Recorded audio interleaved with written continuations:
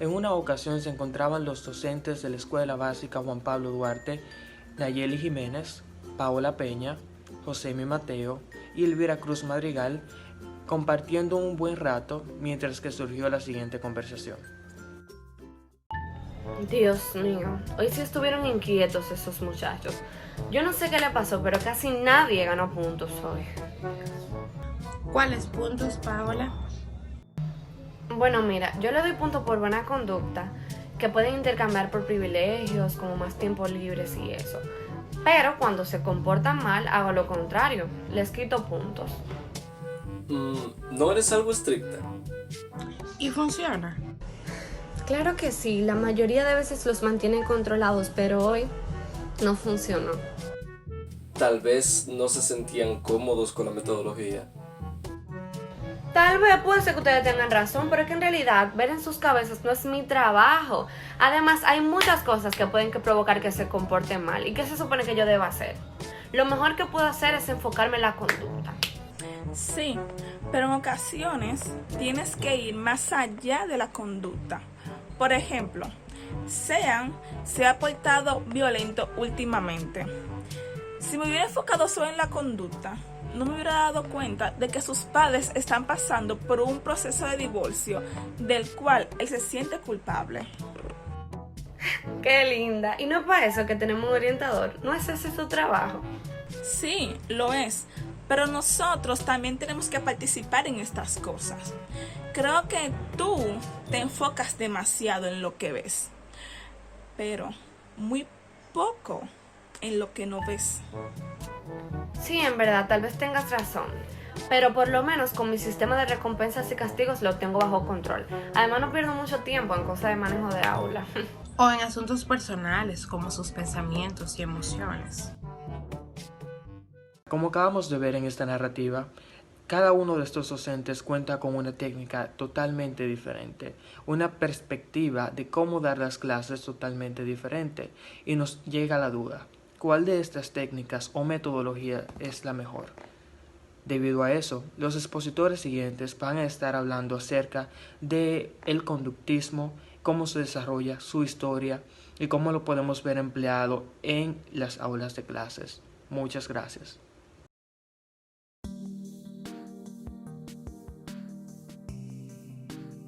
El conexionismo, aprendizaje por ensayo y error, es una teoría de aprendizaje desarrollada por Thorndike. Él observó que la conducta casual o aleatoria de un animal podía venir acompañada por respuestas del medio ambiente satisfactorias para el animal. Si esta circunstancia se repite, es muy probable que el animal asocie dicha conducta con la respuesta que tras ella aparece. De este modo, el animal habrá aprendido una conducta que podrá utilizar siempre que necesite que aparezca la respuesta del medio. El aprendizaje por ensayo y error ocurre de manera gradual a medida que se establecen las respuestas exitosas y se abandonan las respuestas fallidas. Leyes del afecto y el ejercicio. Definitivamente, el mayor aporte del conexionismo a la educación consiste en las leyes del aprendizaje. También, propuesta por Thorndike, estas leyes no buscan ser leyes en el sentido de la ciencia y se dividen en dos leyes fundamentales. Ley del efecto. Dice que si una consecuencia percibida como positiva ocurre justo después de una acción, es más probable que dicha acción vuelva a producirse. Por el contrario, si después de una acción llega un estímulo desagradable o doloroso, las posibilidades de repetir esa acción disminuyen. Ley del ejercicio. Esta ley es simple. Cuanto más repite algo una persona, mejor es capaz de retener ese conocimiento. Thorndike tuvo que revisar las leyes del ejercicio y del efecto, debido a que algunos resultados de otras investigaciones cuestionaron su validez. Descartó la ley del ejercicio cuando descubrió que repetir una situación no necesariamente imprime las respuestas. Finalmente, existen otros principios que se incluían en la teoría de Thorndike, tales como la ley de la disposición, que afirma que la disposición del sujeto contribuye a su aprendizaje. El principio del cambio asociativo se refiere a una situación en la que las respuestas emitidas ante un estímulo específico terminan por presentarse ante un estímulo completamente diferente. Sí, solo sí, en ensayos repetidos se van haciendo pequeñas modificaciones en la naturaleza del estímulo. Y por último, los principios de enseñanza, que dicen que los profesores deben formar buenos hábitos en sus estudiantes. El condicionamiento clásico es un procedimiento de varios pasos que en un principio involucra la presentación de un estímulo incondicionado, el cual provoca una respuesta incondicionada. Pavlov, quien fue un filósofo ruso que ganó un premio Nobel en el 1904 por sus investigaciones sobre la digestión, en este caso le mostraba a un perro hambriento carne en polvo, el estímulo incondicionado, y esto provocaba la salivación, la respuesta incondicionada.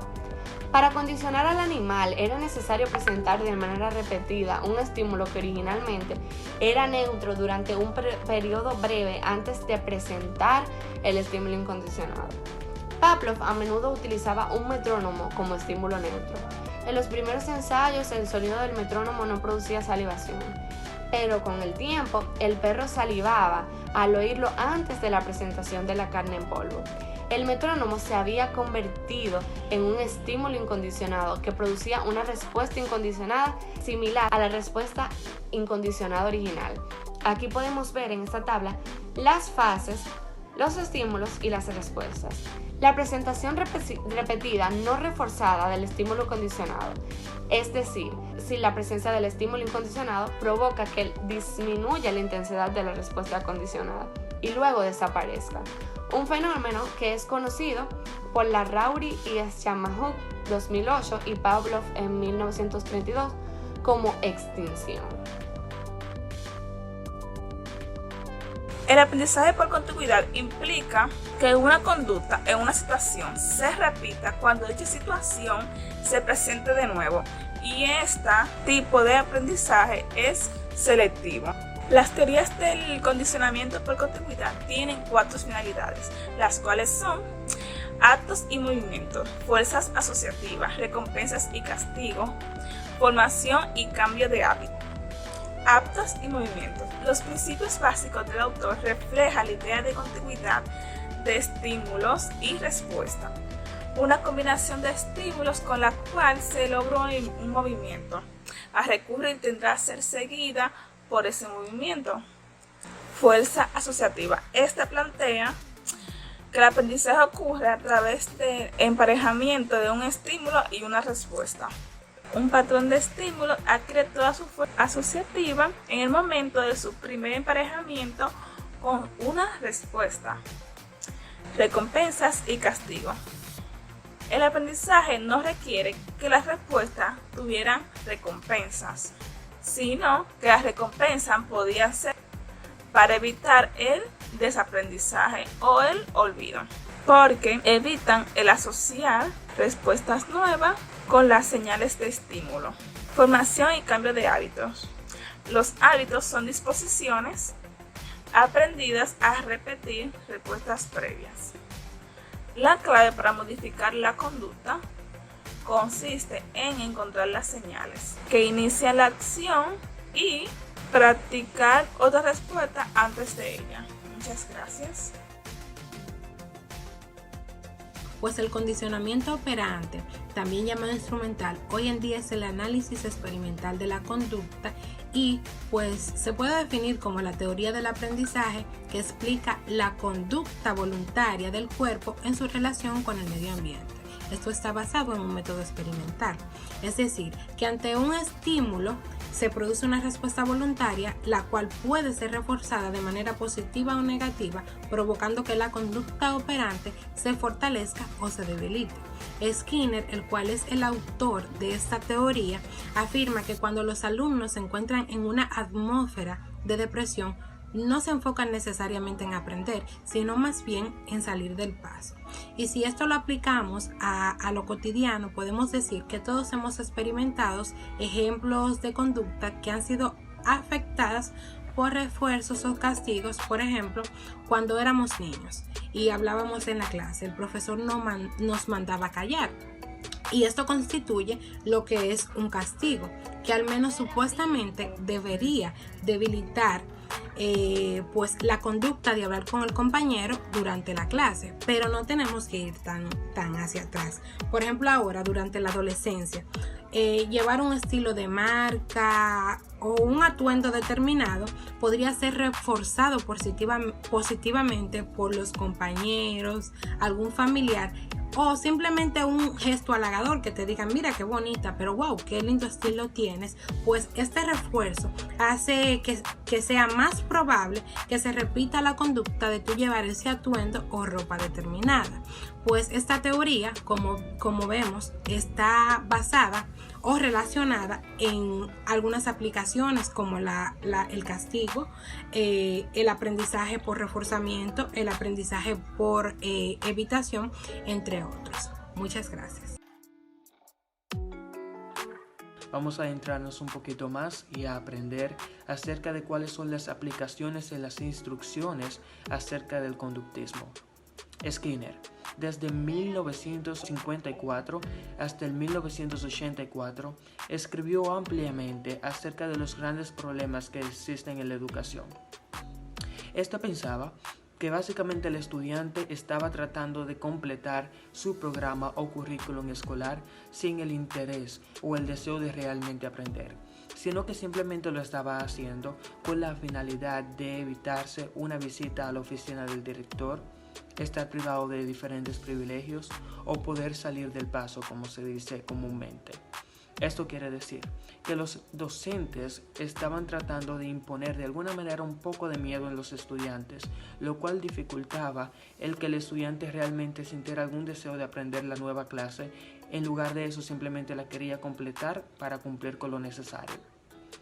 Otro problema que también existía durante aquella época y que en la actualidad todavía se vive es el reforzamiento, el tiempo y el momento que se daba el reforzamiento a los estudiantes. Esto quiere decir que no se le dedique el tiempo necesario a los estudiantes para poder, de esa manera, poder cumplir y corregir algún error o reforzamiento que sea necesario para el mismo durante sus actividades. La mejor manera de poder solucionar esto no es específicamente alargando o subiendo el sueldo a los profesores ni alargando las horas de labor, sino simplemente tratando de individualizar un poquito más los horarios y las clases que se le impartían a los estudiantes. Y bueno amigos, ese fue el video de hoy, espero que les haya gustado, espero que hayan aprendido algo nuevo y sin más nada que decir, nos despedimos.